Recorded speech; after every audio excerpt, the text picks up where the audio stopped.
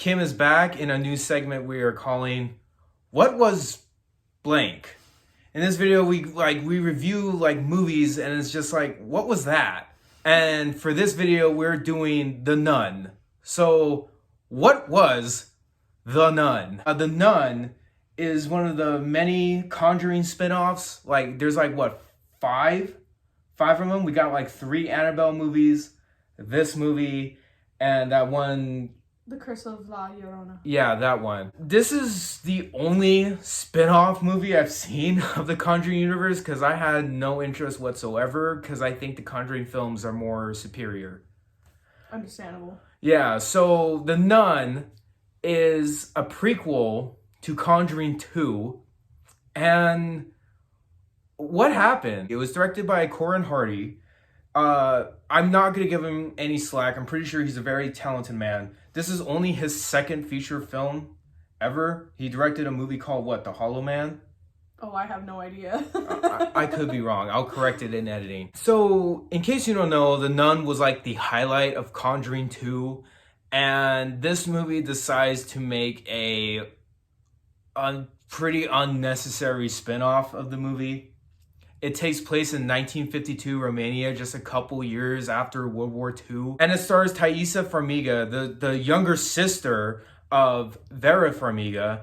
And I have to say, it's kind of weird casting because they obviously they're sisters, but when I was first watching it, I was like, is she supposed to be a younger Lorraine? But she's a completely different character. So I was just thinking oh, this is a different character. Why would you cast the younger sister who looks similar to your main actress in the Conjuring movies? But whatever. So the plot is there is some mystery, a suicide happened at this church, right? And it's and this priest with the main actress, they're going to the church to investigate if it's still holy. Yeah, if the grounds are still holy. If the ground is still holy. I'm guessing you can say it best. What do you think this movie is? A hot mess. It's kind of like a hot mess. Minus that one plot point, the movie doesn't have that much story to offer. No, yeah. It doesn't add much story to the Conjuring universe. I personally think this movie was made for money. Damien Bashir stars in this movie, and it's very unfortunate because I think he's a very talented actor. I love him in The Hateful Eight, and maybe the guy just wanted to take a paycheck.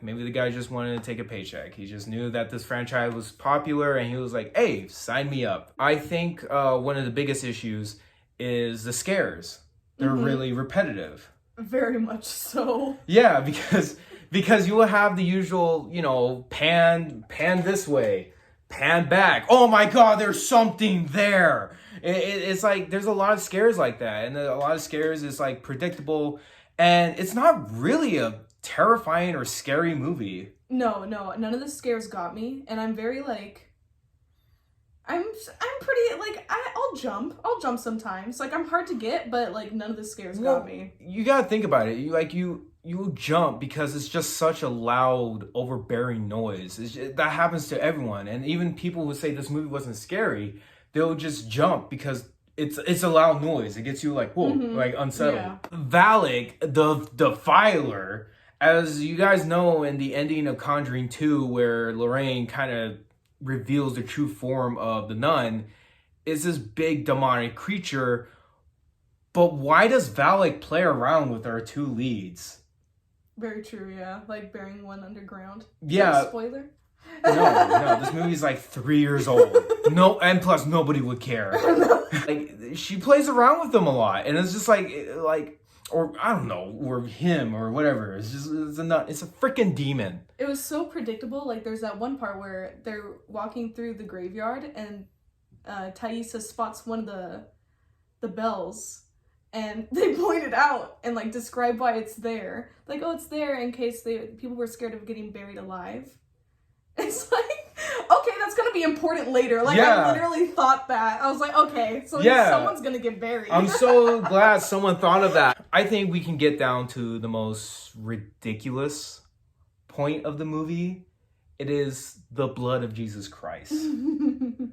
So Valak condemned to this tomb.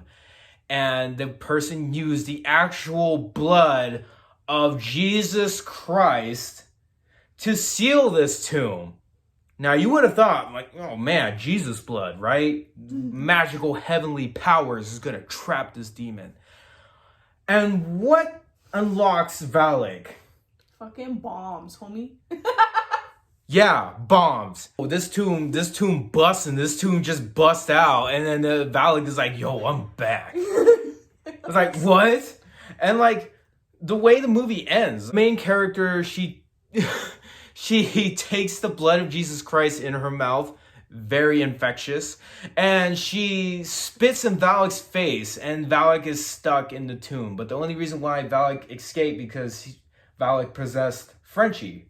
Mm-hmm. It seems that way, yes. It seems that way. But like, even if you took the whole concept of Conjuring 2 based on a true story, it really defeats The Nun, because it's just like the backstory of this demon is really ridiculous. Yeah, the whole Valak character in the Conjuring universe is completely just added in, like, randomly.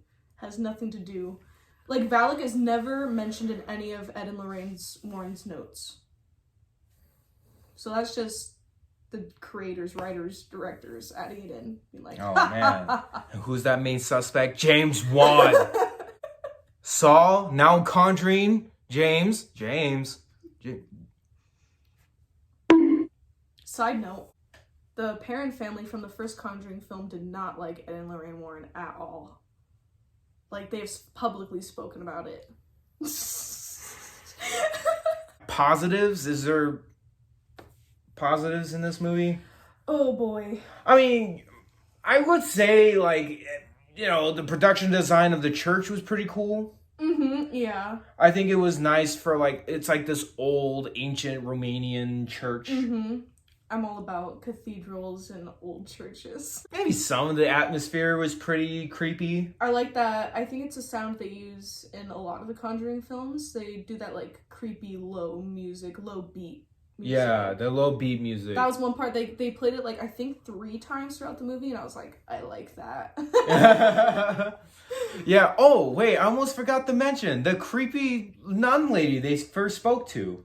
It was so obvious something was wrong with her. And so that she was like, welcome to the church. It's like, oh, geez, you're perfectly fine. I'm not sensing any evil off you. How about I give you some blood of Jesus Christ, huh? Positives. I like how they connected it to The Conjuring.